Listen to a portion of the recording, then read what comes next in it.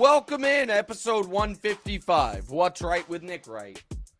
On a, I'll be honest, somewhat bittersweet Tuesday morning. It's sweet because I was one of the few people in the media to have the courage to pick the Miami Heat before the series, to stick with the Miami Heat even after the stomach punch of a Game 7 loss, or Game 6 loss, pardon me, going on the road for a Game 7. The bitter part is because my original co-host of the show, my beloved son, DeMonze, who we may or may not hear from today, is a lifelong Celtics fan, dating back to Rajon Rondo and Ray Allen, and is heartbroken by this loss. Thankfully, he now lives in a state where sports betting is illegal, or else I would imagine this would have been a financially crippling loss for him.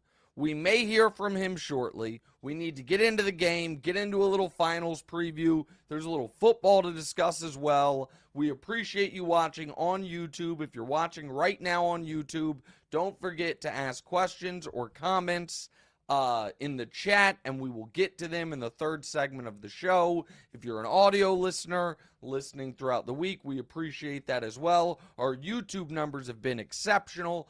Our audio podcast download numbers, those could be juiced a bit, so we would appreciate on iTunes or Apple Music or Spotify or wherever you get your podcasts if you would subscribe.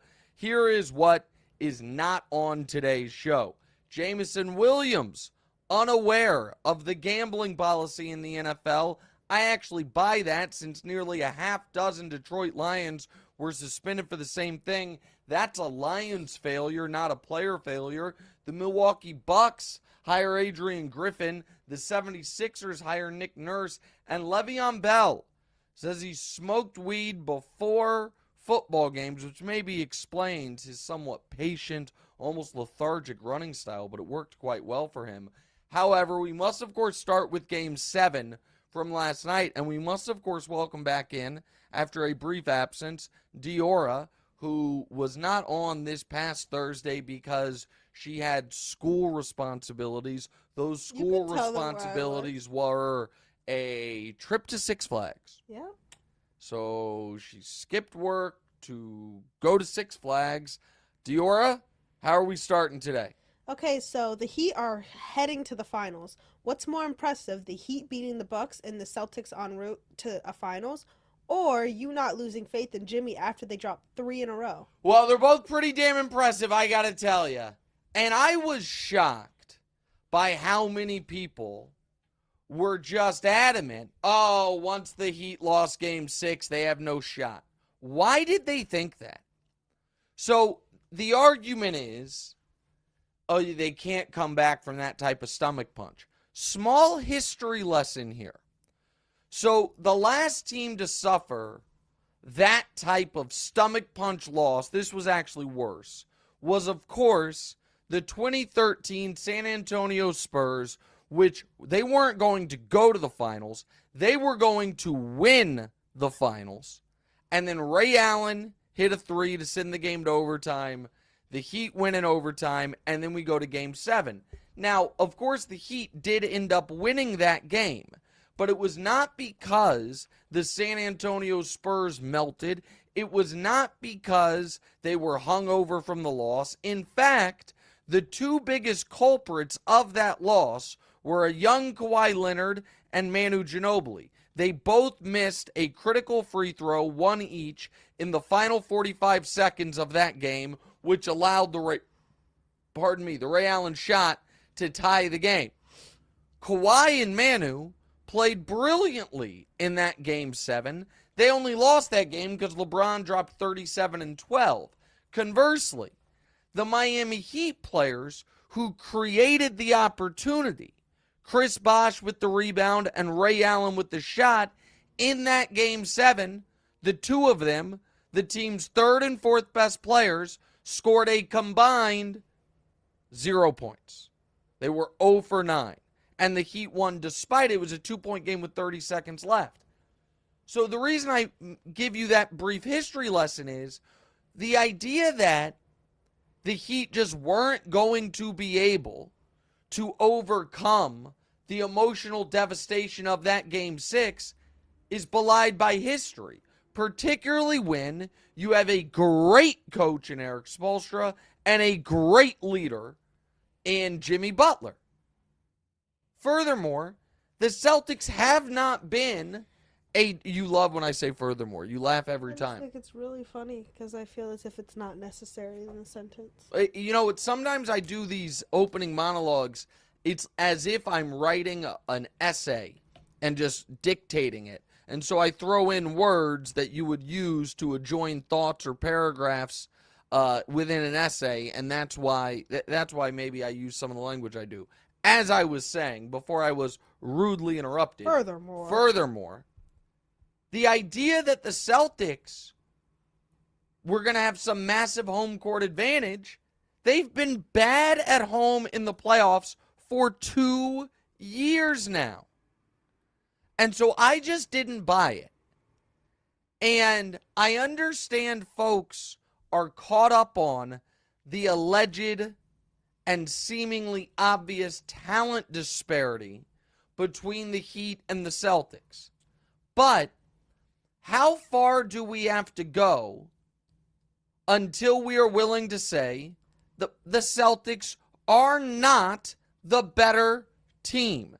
The only piece of evidence we have that they're the better team is this year's regular season. These teams played each other in the conference finals in 2020. Miami won. They played last year. The Heat were the 1 seed from the regular season. They played each other in the conference finals last year. Jimmy Butler and Tyler Hero got hurt. Hero didn't even play this series. Butler, he played all the games, but games 3, 4, and 5, he was a shell of himself. Despite that, had an all-time Game 6, and then the Heat were a shot away from winning Game 7. And then this year, they played in the playoffs 7 times. The Heat annihilated them in Game 3, a de facto elimination game. Game 7, an actual elimination game. Beat them soundly in Games 1 and 2, and came literally within 0.2 seconds of winning Game 6. They were 0.2 seconds away from beating them 5 out of 7, including 2 laughers. The Heat are better. Jimmy, I want to say this as well. If you value winning basketball, if you value playoff basketball, being a 16-game player, you must acknowledge that Jimmy Butler is a top 5 player in the league. Jokic is in there. Giannis is in there. Steph is in there. After that, there is nobody that you can definitively say is better than Butler. He's better than Jason Tatum. I feel he's better than Devin Booker. The last few years in the postseason, he's clearly been better than Kevin Durant. And better than LeBron. The last couple years in the postseason, you have to say it, LeBron missed the playoffs last year. I thought LeBron was excellent in the postseason this year. But even if you would have LeBron ahead of him, that's only 4 guys. But to me, LeBron, Durant, Jimmy, Luka, are all in that discussion for the 4, 5, 6, 7 spots. You've got to drop down Embiid, who keeps coming up short in the postseason. To me, it is a question of how you view basketball. If right now you feel like Embiid is better than Butler. Butler constantly delivers, constantly gets better, constantly gets the most out of his teammates, never blames other people. Had a great line in the post game when he was asked about role players, and he was like, I don't call them role players, I call them teammates.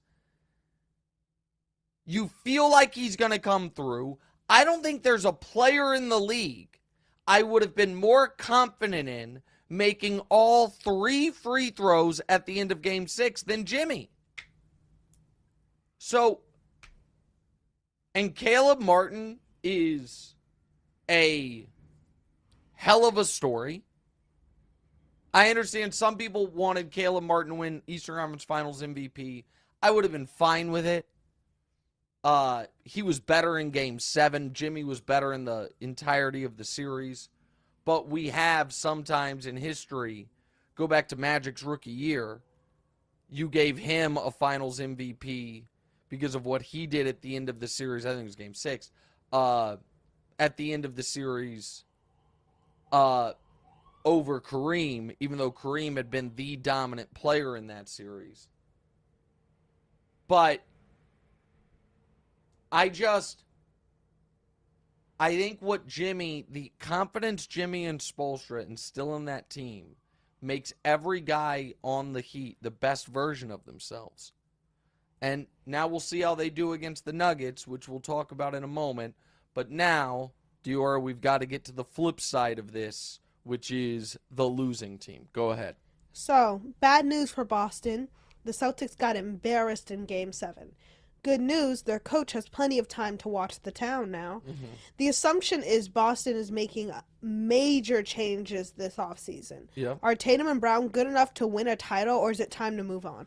Well, this is now where I would like to, if we can, go to a video that Diora surreptitiously recorded over my shoulder. You're always saying... Surreptitiously. Oh. You're always saying that I'm in your phone. You were all in my phone. You were on the phone with my brother. Yeah, and you were all in my conversation. Because DeMonze jubilantly looked like maybe he'd had a couple pops, but that's okay. Watching Game 6 from a watering hole in Los Angeles, FaceTimes me, and let's go ahead and run the video. What? No, I'm sorry. I know you're talking your best on the TV show. I'm sorry, but this is what we do. This is what we do, Padre. This is what we do. You guys are so lucky. What? So lucky? Give me a break. So, this is kind of a real-life version of how it started, how it's going. That's how it started on Friday. It also shows how much of a dad you are. Why? The screenshotting, the messing up with your phone. It's just... that is true. If you were watching the video, I accidentally pulled my credit card up, the little Apple Pay thing up there accidentally. I was taking the old school screenshots, but that's fine. I like the old school screenshots because then you get your face in it as well. The little tap button screenshot, you only get him as opposed to getting both of us. Doesn't matter. That's how it started. Here's how it's going. Live from Los Angeles. DeMonze. How you feeling this morning, son? Well, it is 7 in the morning. I'm feeling, it's all right, man. The Heat are going to get a gentleman's sweep, and that'll be my victory lap. How are you feeling? When was the last time your team played? A few days ago. Listen, congrats. Okay. You guys made the exact same round, and instead of... Jumping ship to ship to ship. Instead of a hard-fought 4 games that all came down to the wire, but, my team couldn't get any of them, against the Nuggets, your team, at home, against an 8 seed, had somehow found a fate worse than a sweep, which is you felt all the embarrassment of a sweep in those first 3 games. No, put DeMonze back on camera, please. Oh, then you got your hopes built up in Game 4. Oh wait, Game 5's back in Boston. Then you beat him in Game 5. Then Game 6, you're like, oh, don't let us win Game 6, and you win it in the most miraculous fashion, only to no-show at TD Garden. Are you going to try to act like 15 first quarter points? Are you going to try to act like you hadn't been stressed out up until 6 o'clock yesterday? Come on now, man. You thought we were going to win that series the whole time up until 6 o'clock, man. Be serious. All right, well, I'm going to, off the air, send you some betting slips from yesterday that show how confident I was. Plus 270, pay the man. I don't need the plus 7.5. I'll take the money line, plus 270. Thank you. Also, a little small taste on the Heat at 13-1 to win the title before tip-off yesterday. But that's neither here nor there. Yeah, 13-1. That because everyone thought Boston was going to win. They're 3-1 now, but everyone thought Boston was going to win. Fox Bet thanks you for your donation. Okay, well, we'll see. But let's talk about your Celtics, because you had some takes yesterday. Indeed. Which was Jaylen Brown's got to go and Jason Tatum's milking his injury. So let's start with the Tatum thing. Let me ask you this. As a sober-minded analyst, if Tatum never turns his ankle, do you think the Celtics win that game? You know, I'm going to be arrogant and say yeah. Okay, I do think that I think that, you know, our best player hobbling around, wincing, playing hurt, I think it definitely has an effect on the team. Maybe they don't win. I don't think that they get smoked the way that they did. But yes, I definitely do think that changes the outcome. Well, so I think maybe it changes some of the ebbs and flows. I felt like Miami was the better prepared team, and Boston somehow was not prepared to deal with the Miami zone. But that does bring us to the Jaylen Brown question. Because the entire idea of having two stars is if one of your stars is compromised, one of your stars isn't 100%, the other guy can step up. Instead, he was 8 of 23. He looked like you dribbling out there, just having the ball ripped away from him. It's so disrespectful. That's so disrespectful. And to Jaylen Brown or to you? To me. To me. Oh, okay, and I don't think we can call Jaylen Brown a star anymore. I'm sorry. I think he's... So you wouldn't pay him the 5 years... More of a teammate, as Jimmy Butler would say. What'd you say? No, I wouldn't. I wouldn't. Pressing the button? I am pressing the button, but no, I wouldn't give Jaylen Brown $300 million. That was in my headphones, sorry. So Here's the deal. I don't think they can pay him that either. But we also know that if they don't, they've got to trade him. So I think there is a Damian Lillard trade to be made. Ooh. Set it up. And say it again? Set it up. Immediately. Yeah. I think there's a Damian Lillard trade to be made. And I think it's actually one that works for both teams. Because the Blazers have the 3rd pick of the draft. So the Blazers add Jaylen Brown. I think you could really just almost do it 1-for-1.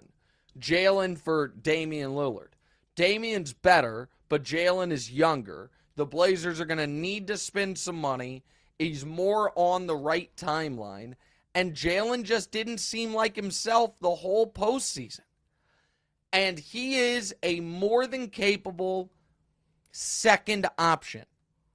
But he's clearly not a number one. And with I don't want to get into the machinations of the new collective bargaining agreement, but you pay Jaylen $50 million a year, and next year you're going to have to pay Tatum $60 million a year. $60 million a year. That's going to be your team. And the whole idea behind having these two dominant wings is you can shut down the other team's wings while outplaying them. Instead, they got outplayed by Jimmy Butler and Caleb Martin. No shame in getting outplayed by Jimmy Butler. A little shame in getting outplayed by Caleb Martin. By the way, mild media criticism. Is it too much to ask that the number one color commentator of the Eastern Conference Finals, Reggie Miller, if he is going to make the 20 minutes of the broadcast about how Caleb Martin is going to get paid, that he know that Caleb Martin this past offseason signed a 3-year contract and that he's not a pending free agent and he just signed for 3 years, $21 million, and that even if they wanted to pay him, they couldn't, and that these guys, not only does you treat every turned ankle like it might need to be amputated? Is it just constantly complaining about the game? What happened to the game I love? You don't even have the facts right, and you're like, oh, this guy's going to get paid. He's not a pending free agent. He already got paid. In your defense, it's not like he had been a big player in a 7-game series. Oh, wait, he had been the second best guy on the team that was winning the series. First best. It's terrible. Oh, you think he was better than Jimmy for the entirety of the series? Oh, I think not majority. See, not entirety. I thought he was better in Game 7. I thought Jimmy was better over the entirety of the series, and also Jimmy had obviously a bigger defensive focus, but it's a testament to him that it was even close. One last Celtics question for you, pal, because I know you got to get to actual work. Yep, I've got a question for you after too. Missoula? I mean, what are the Missoula? What are the coaches that I can get instead of Missoula? Blast from the past with Doc Rivers or something? Well, I don't think you'd want Doc Rivers. I'd want him for his Game 7 strategies. Got hired in Houston. He would have been a good fit. What'd you say? I said I'd want him for his Game 7 strategies. Yeah. I mean, I don't know. Yeah, maybe give it another year. I'm not totally anti-Missoula, but I do think if they're, coaches that have proven themselves already, then maybe, pick those guys up. But yeah, I'm not. I want Jaylen Brown out of there before I want Missoula out. Wow. Just all the way out on Jaylen Brown. 100%. Also, is I hated what I saw yesterday. The story about how he actually cut his hand? Or are we still going to go with the I cut it picking up a broken vase? Huh? Like, as Tom Ziller said, listen, man, you don't have to tell me how you broke your hand or you cut your hand, but please don't think I'm dumb enough to believe that you were picking up broken glass as if it were trail mix. And that's how you did it. Because you cut your hand before the playoffs started, and in Game 5, it was reportedly gushing blood. Come on, man. And listen, I like Jaylen Brown. I like him as a person. I like what he represents off the court. But he seemed like he was really bothered by all the trade rumors. And it came to a head. And now he's almost cursed by the fact that the Celtics, that he made second-team All-NBA. So it'd be 5 years, $290 million. So I think major changes ahead in Boston. I would absolutely be in on seeing if Damian Lillard is interested in coming to town. And you can cover up some of Lillard's defensive weaknesses with everyone else.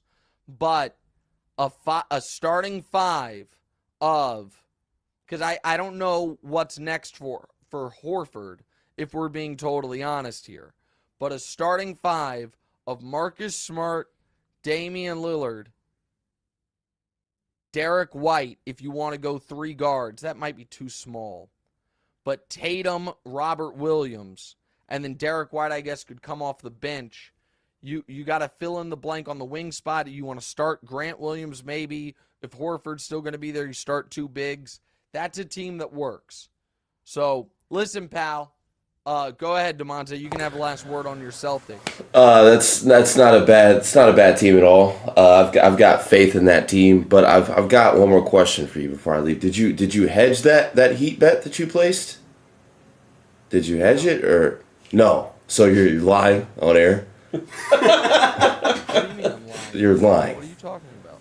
Okay. What am I lying about? What are you? So you didn't hedge. You didn't bet the Nuggets to win the series maybe. After your little what were the odds on the Heat? Celtics. Or no, not the Celtics. I bet you're confused. Copy. I bet the Heat. You know what? That's my mistake. That's my mistake. I thought you bet the Heat to win the finals. I did Yeah. yesterday before Game 7. Okay. I bet so the Heat- not the Eastern Conference Finals, the finals to beat the Nuggets. You bet Okay, just be quiet for a moment because you're getting confused by the people in there. Yesterday, before Game 7 tipped off, I had no bets going. The only bet I had going into these playoffs was the Lakers at 50-1. I didn't hedge that. That lost. Going into last night, I made 2 wagers. A significant amount of money on the Heat to win the game at plus 270, and a small amount of money on the Heat to win the NBA championship in the year of our Lord 2023 at 13-1.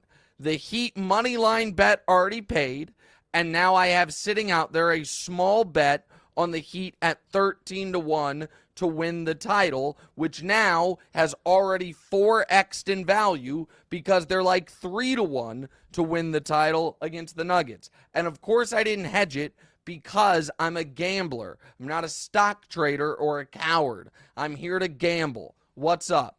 the small bet was all I needed to hear. Okay, well, you listen, all of a sudden, DeMonte's going to pretend he's a big Michael Porter Jr. and Jamal Murray fan because he's so in pain about his Boston Celtics losing to the Miami Heat. We know how this is going to go, man.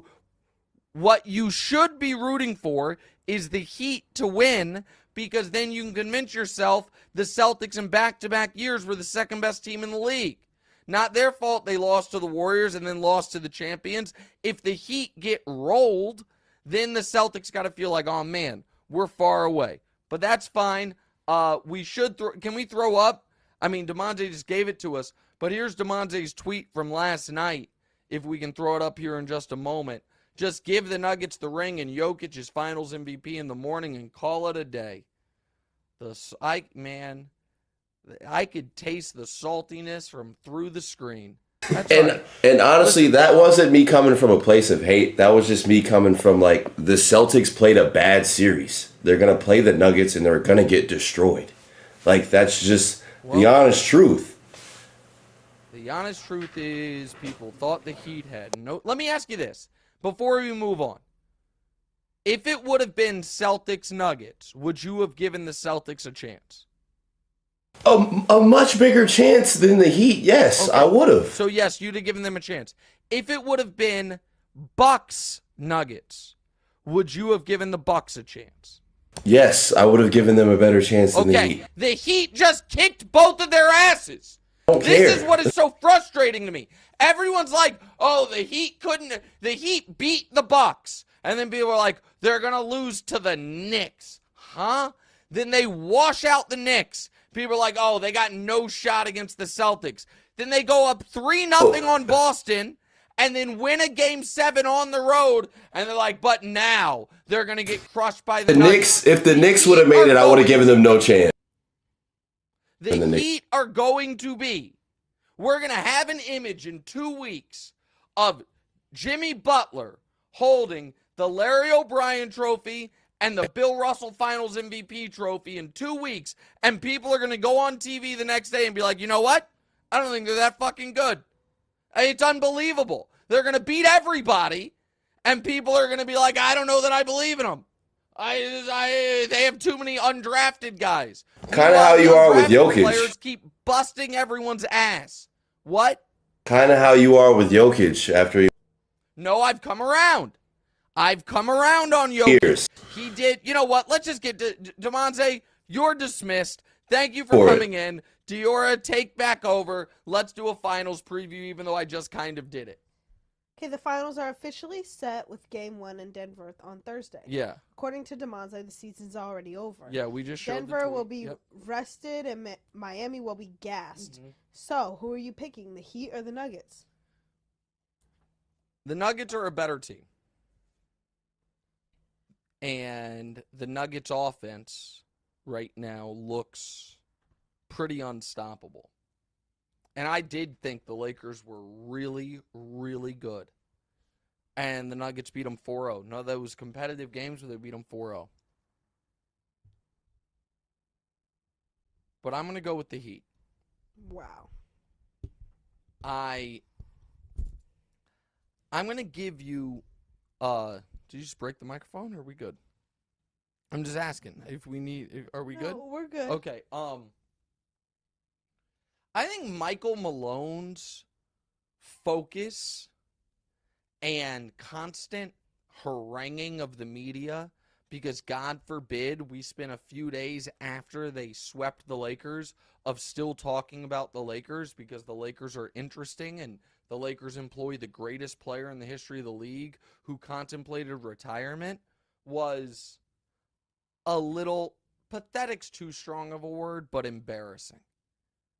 When Tom Brady lost to the Tennessee Titans in his final game as a Patriot and was contemplating retirement and didn't know what he was going to do, if that was going to be his last game, guess what?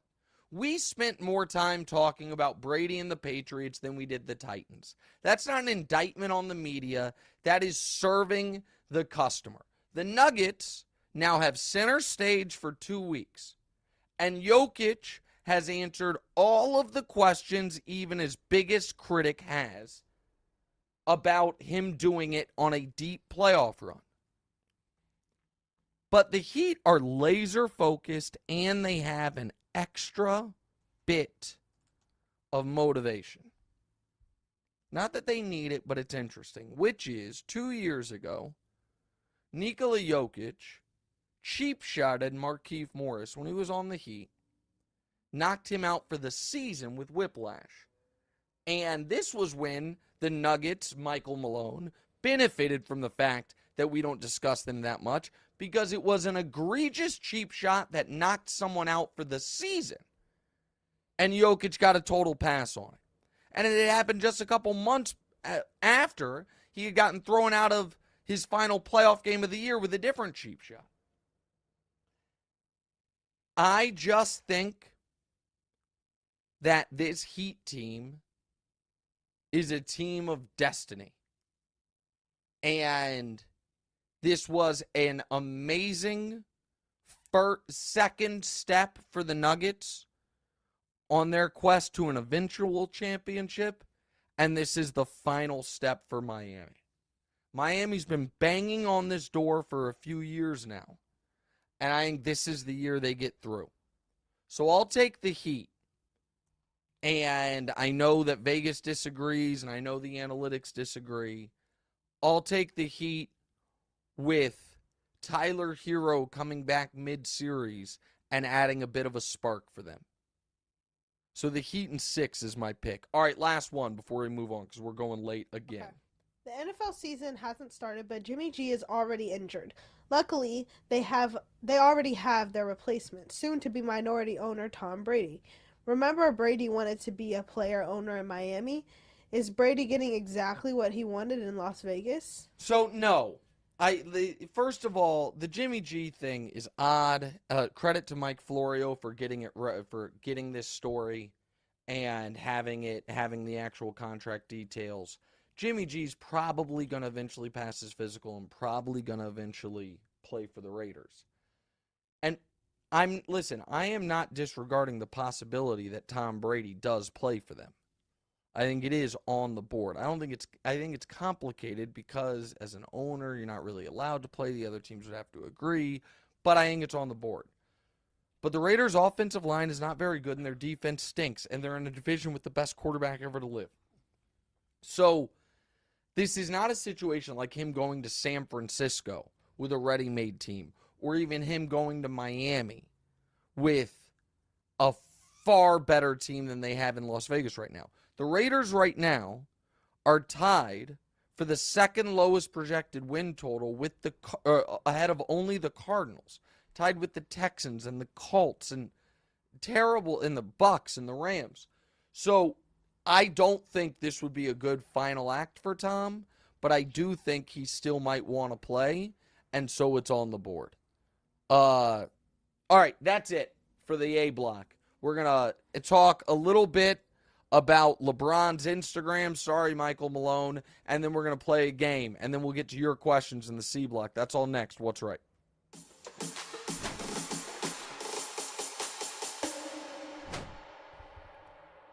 Welcome back, episode 155. So we're going to start our second block with, of course, more talk about LeBron.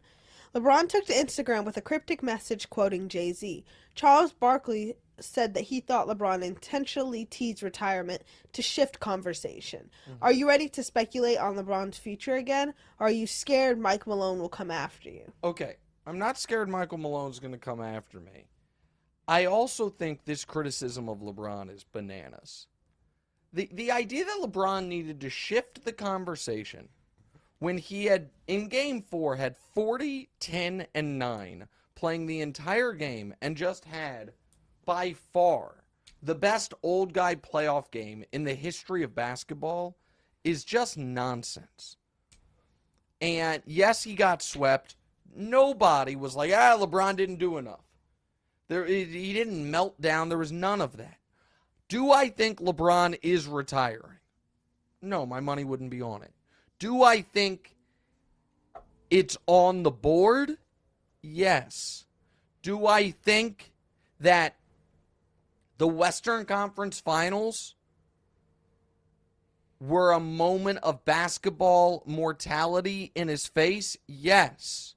Because I believe, and I said this before, I will say it again, for the first time in his life as a basketball player, he felt like, man, I played as well as I could, and someone was better than me.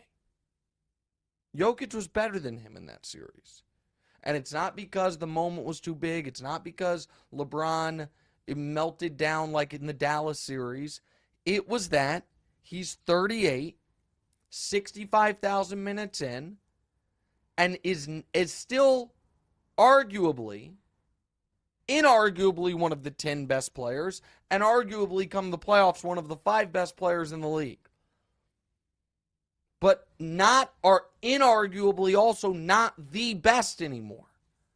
And I think that was a tough moment. And if you then add to it, if his son has privately told him, either A, I think my plan is to stay in college for 3 years, or no matter when I come out, I don't want to be on the same team as you. I think it's bad for me. Excuse me. If any of that stuff has happened, and LeBron is like, well, if I'm not going to be able to play with Bronny anyway, is 20 years breaking Kareem's record, going on a nice playoff run, having a game where I played all 48 minutes and had 40, 10, and 9 be my final game? I think he's considering all of it. But this idea that he was just in a Machiavellian way trying to shift the conversation because what? He was afraid that people were going to criticize him because he didn't make the game winner in Game 4? I just think that was nonsense.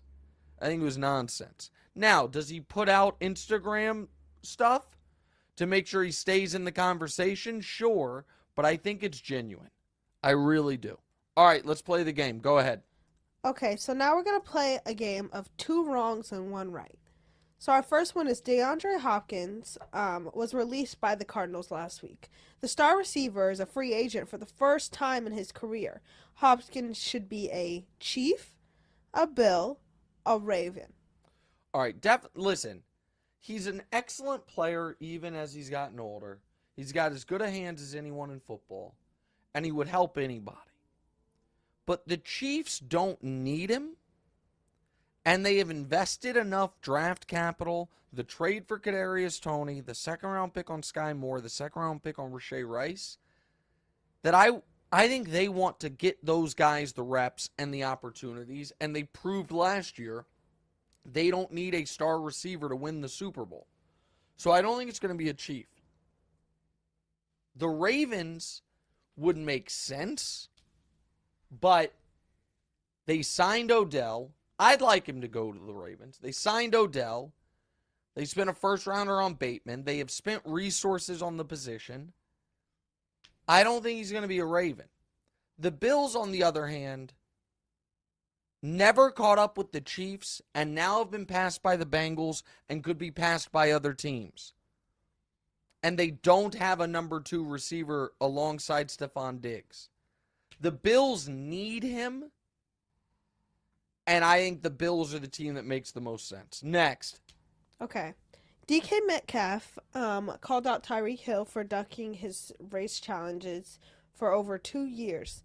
The fastest player in the league is Tyreek Hill, DK Metcalf, or somebody else. Listen, if it's somebody else, I don't know who it would be. It's not DK Metcalf. He's like the fastest in the league pound for pound as far as how big he is.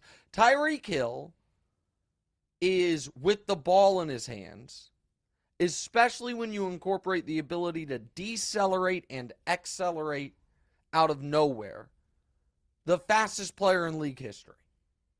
As far as football, tangible, useful speed goes, it's Tyreek Hill and then a big gap between him and second place. Next. Okay. Next one. Aaron Rodgers dropped a bombshell on the internet by confirming that he is a Swiftie and attended a Taylor Swift concert with Miles Teller. He's been all over NYC lately. Aaron Rodgers is one of us, trying too hard, are still on ayahuasca.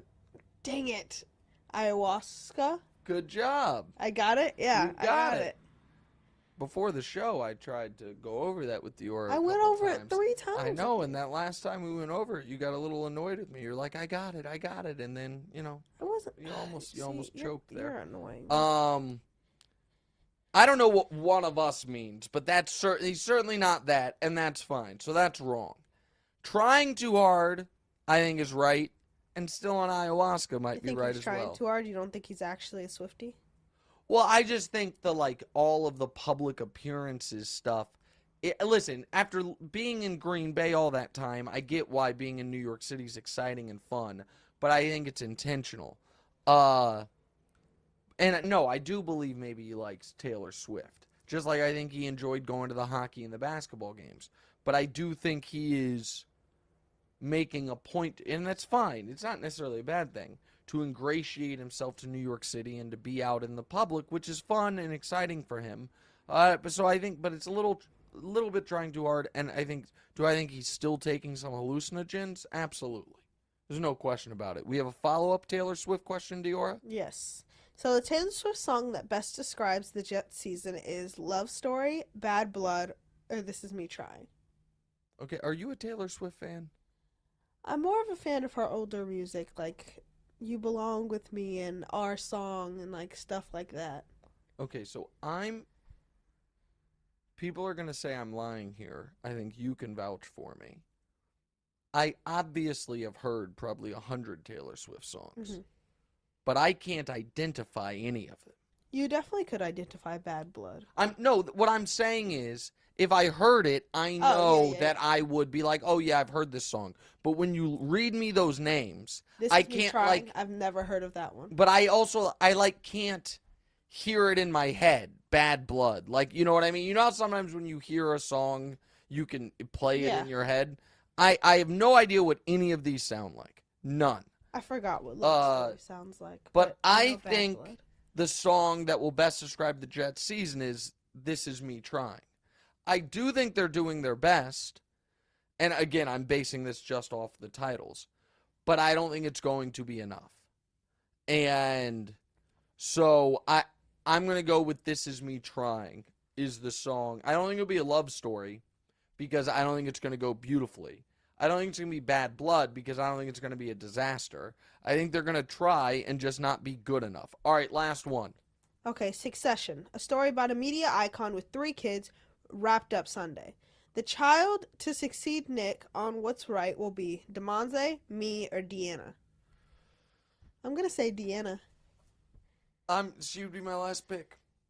Really? Yeah, I don't think she's interested. I think she likes being in front of the camera, and she likes doing it, and she likes feeling like a star, but I just think she has no interest whatsoever. What do you think I'll say? I think you'll say me and then Demonze, but I'm going to say Demonze and then me. So here's the thing. I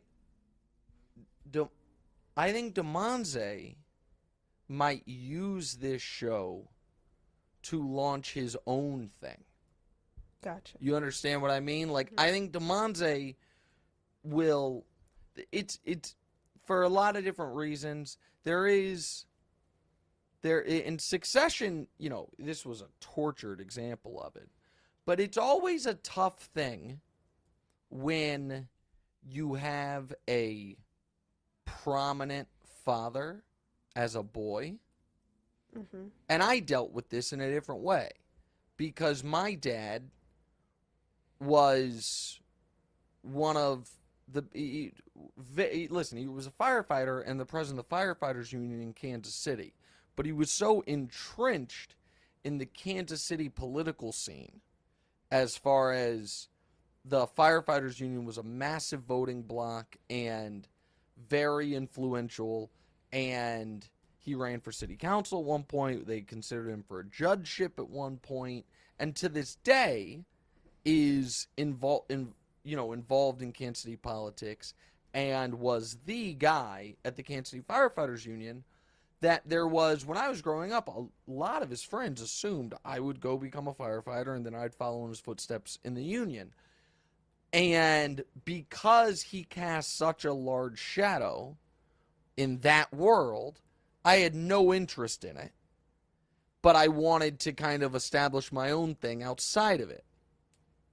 For DeMonze, in like sports media, it's a weird spot for him because of who I am. So I think that he would, if he wants to go into this type of thing on a more full-time basis, he will want to branch off and build it on his own. You're correct that I would pick you because you have so little interest in actual sports media that I think you would correctly figure out that if you end up continuing on the path that you're on, which is to be in front of the camera on the stage and acting, that this is a good vehicle to keep people, to get in front of eyeballs of people who might not, and to potentially have someone be like, oh, she's someone that should audition for whatever. Does that make sense what I'm saying? Do you think I'm on to something at all? I mean, you've told me this before. I know, but now that you've done it for a couple months, do you think I'm on to something at all? Sure, yeah. See, you're still skeptical. But Diora did open the door to, when the Bridge project is over, it's continuing to do this podcast for a bit. You opened that door, and Well, I didn't slam it. You walked through it. Now she immediately said, "What does it pay?" Which I found interesting. I feel that's completely fair. Really? Yeah. It's an apprenticeship. Like it's an back when apprenticeship right now. Like back when, yeah, but it doesn't. Apprenticeships don't last 2 months. I mean, it lasts 2 years. Back in the day, like if you wanted to become a cobbler, you went to the Luckily, town I'm not cobbler. becoming a cobbler. You went to the town cobbler and learned at his heel. No pun intended. Do you know why that would have been a pun? Because cobblers make shoes. For a few years, and then you become a cobbler yourself. So yeah, my answer is Diora, and I think DeMonze could spin this off into his own thing, maybe a competing podcast. Could you imagine if DeMonze's like, I'm going out on my own and I'm releasing them on the same day at the same time as you and try to splinter off our YouTube audience? I could see it happening. I could see it happening. That's the other thing. Again, I know you're going to say this is like gender normative or something, but like the father-son dynamic, it's really good, but it also can get competitive at times.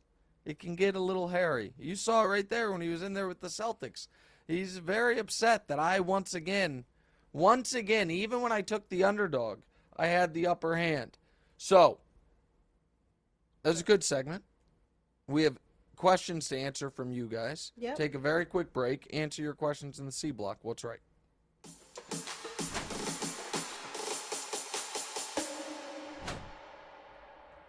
Welcome back, episode 155. So now we're gonna answer listener questions, but first, Oh, okay. I We're wanted doing this to- on the air? I wanted to comment on how we were talking and saying how surprising it was that you weren't a Taylor Swift fan. But I just wanted all the listeners to know how big of a Olivia Rodrigo fan you are. She's awesome. it's insane. She's great. I think she's really very talented artist. So I had never heard of her. She was already very popular. I'll give the full background here. And then I was scrolling Twitter one day, maybe 18 months ago, I don't know. And someone tweeted, just like, let's not forget what a brilliant debut video Olivia Rodrigo had. And what song was it? It's the one where she's dressed as a cheerleader. It was Good For You, I think. Good For You. It's the whatever video it was. And so I watched the video. And I couldn't believe how talented this kid was. She had to be 17 at the time, right? She was like my age, yeah. And so I then asked Diora, I was like, do you know who Olivia Rodrigo is? And she said, yeah, of course I do. And you like her a lot. And what? Go ahead. I'm a fan. Well, you at the time, okay, you at the time, you said, yeah, I think at the time maybe you liked her more, whatever it was. So then Diora and I started listening to that album, and I thought it had like 5 awesome songs on it. I'm not ashamed of that. No, I'm not saying that you should be ashamed, but I feel like you being an Olivia Rodrigo fan is like the equivalent of you being a Taylor Swift fan. Oh, maybe. Victor's saying no. Victor likes Olivia Rodrigo as well. Good.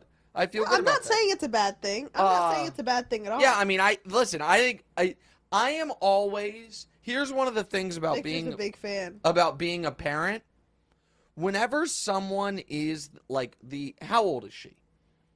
She's got to be. I'm guessing she's like 20 now, maybe 18. So I'm looking. I mean, maybe 19. So Olivia Rodrigo Wikipedia. So she just turned 20. So whenever someone is about the same age as your kids, there's like a different appreciation for. You know who else I like a lot? Billie. Gosh darn it. White girl whose brother writes her songs, Yeah, at least. Billie Eilish. Billie Eilish. There's like oh my God. Like it's not because like they've necessarily like, oh, look at what they've accomplished but it's, all the regular stuff they're going through as teenagers, as young people, and to during that time become this type of megastar, I think is impressive. Yeah, I think Billie Eilish has some really good songs. I think Olivia Rodrigo has some really good songs. And your mom makes fun of me because my all-time, she says I shouldn't even say this publicly, but my all-time favorite song is I Want to Dance with Somebody by Whitney Houston. Sure is. It just makes me happy. We know. We all know. I just think it's delightful. I think it's delightful. It is. And so, I have no... So that's the thing is, if I liked Taylor Swift, I wouldn't run from it or be ashamed of it. No. But yeah, I think some of these... It's interesting because my favorite music is hip-hop music, and now is where I'm going to sound like an old man. But the youngest, the newest hip-hop artists, I like very few of them. I really only like of the most popular artists of the last 3-4 years, I really only like the female ones. Really? I don't like Lil Yachty, the Uzi Vert. Okay, let's not go on Uzi here. Listen. I think the last. I feel like nobody cannot like Uzi. Exactly. So that's what I'm saying, and I don't. But I thought I think the newest artist that I've really liked, and at this point she's probably been super popular for 4 years, is Megan. But my favorite artists are Jay-Z, Wayne, Kanye before he went crazy. Yeah, yeah. And so Drake. Well, Drake at this point, those been amazingly yeah, but I'm popular saying for he's 15 I feel years. like he's like still he's in the category with those. Oh, other artists. yeah, He just listed. He's not there yet, but he's pretty high up. Oh, there, no, no, you no. know? And he's building an all-time resume, but he's newer than Jay-Z and Wayne, around the same era as Kanye. As far as new music, I think the new music that I like the most is like that poppy stuff I'll tell you another person that I didn't know that I liked. Gosh darn it. This is whatever it is. It's gonna make me laugh. I don't know. I don't even know what it is. Handsome British guy. Harry Styles. Yeah. Really? One of his songs is just awesome. It's just awesome. It does. There are certain songs that you hear Handsome British and guy. you like can't help but like either tap your foot I or need to know which song of his you're I talking think it's his about most here. popular one. As it was, I'm guessing. If it's his most popular I don't know. It's one. big and sounds like a party. And so as far as newer music, I like the poppier stuff. And as far as like my favorite music, it's the era of hip hop from when I was your age. I've been really liking 21 Savage lately. So but he's not that new. He's not newer than Megan. He came around the same time before Megan maybe. And you Travis Cardi B Scott too, a little right? bit. Cardi B is before Megan by about a year Yeah. or two. Yeah, no. But I'm just talking about the last 4 years, like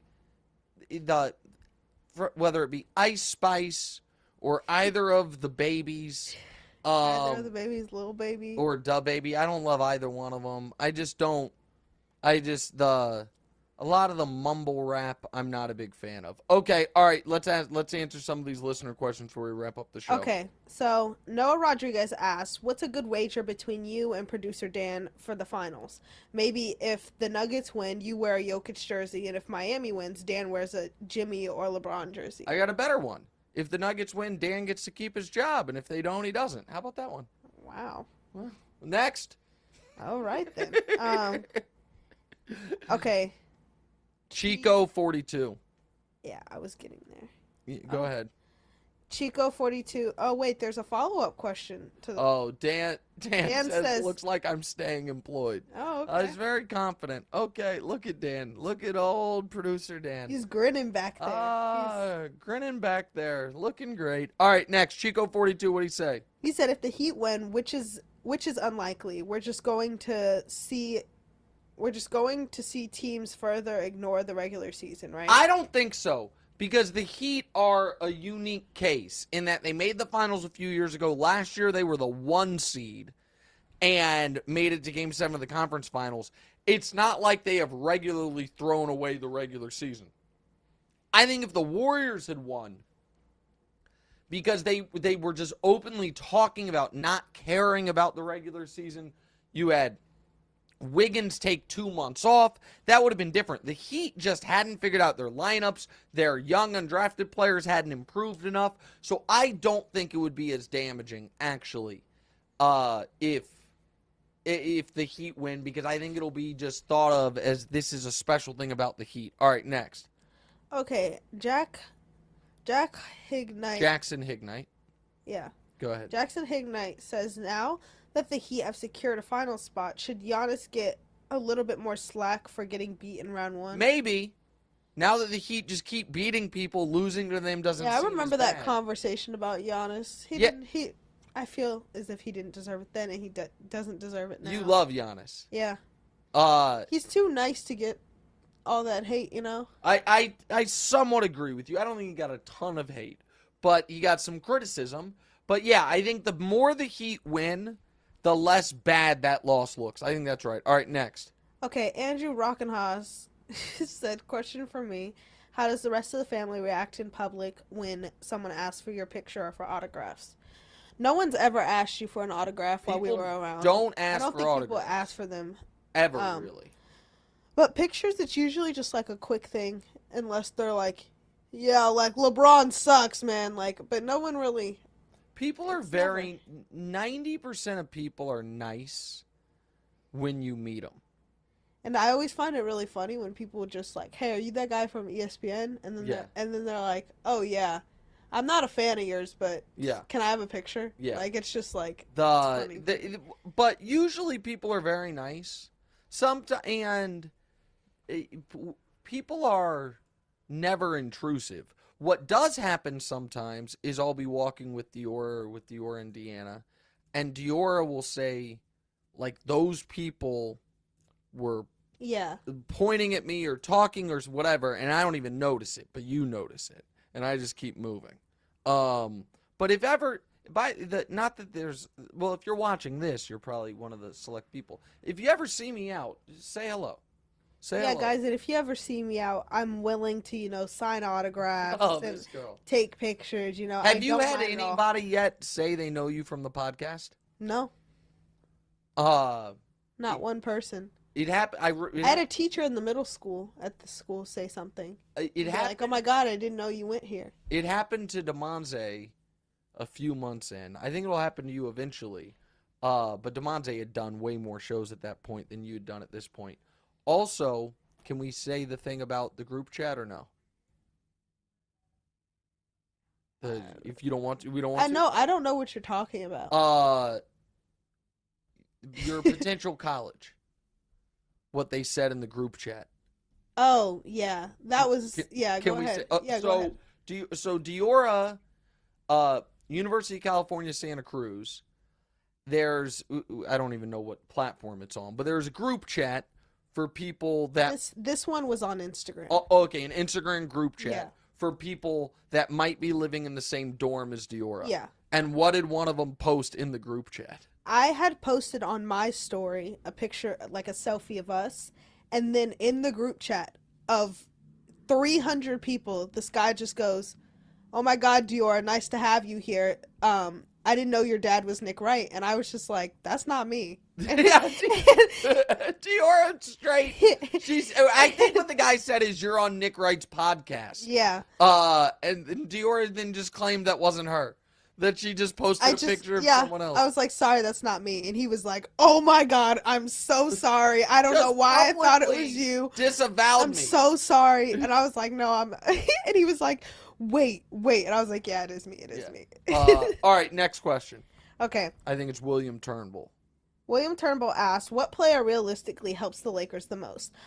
He doesn't think Kyrie works for depth. Do you think Malcolm Brogdon is a real option? I wouldn't go with Brogdon because of the age and the injury concern. I agree about Kyrie. Listen, I don't think they can get him, but Jeremy Grant would be perfect.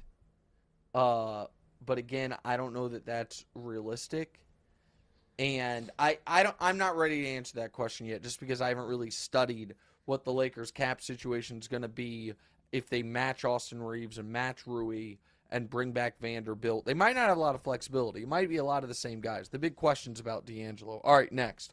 Okay. Josiah Diaz said, "With Butler now a soon-to-be Hall of Famer, is it safe to say that he's the biggest all 75 snub in hindsight?" No, I don't think so at all. As it turns out, Jokic is probably a snub. Now that he won another MVP since then and now has made the finals. But the biggest snub was Dwight Howard. Dwight Howard had 4 top 4 MVP finishes, 3 Defensive Player of the Year awards, the best player on a finalist. And because the second half of his career didn't go the way people thought it should, people act like he wasn't utterly dominant for a half decade. So Dwight was the biggest snub. All right, last one. Joseph Vanderwall asked, "Nick, with the curse of Broussard alive and well, are you betting the farm against whoever Chris picks to win the finals?" Well, that's a perfect segue for the TV show today, because my guess is Chris is going to once again pick against the Miami Heat. His Celtics have been eliminated, and I mean, Chris has had a rough playoffs when it comes to picking teams. There's just no way around it. And I'm sure he's going to go with the Nuggets. He has not believed in the Heat, and that makes my Heat 13-1 ticket feel even better. We will see you guys on Thursday. Yeah, we will. See you on TV at 3 o'clock today. What's right? Bye. Hey, it's Nick Wright. Thank you so much for watching. Please do us a favor. click subscribe. It helps my ego, and DeMonte's got a financial bonus writing on a number of YouTube subscribers, so help him out. And also, click the bell. I don't know what the bell does, but they tell me to tell you to click the bell. And if you're audio listeners, people that have commutes, drives, whatever it is, subscribe to the podcast as well, wherever you get the podcast. Same show, just in your ears instead of through your eyes. All that, check it out. Appreciate y'all.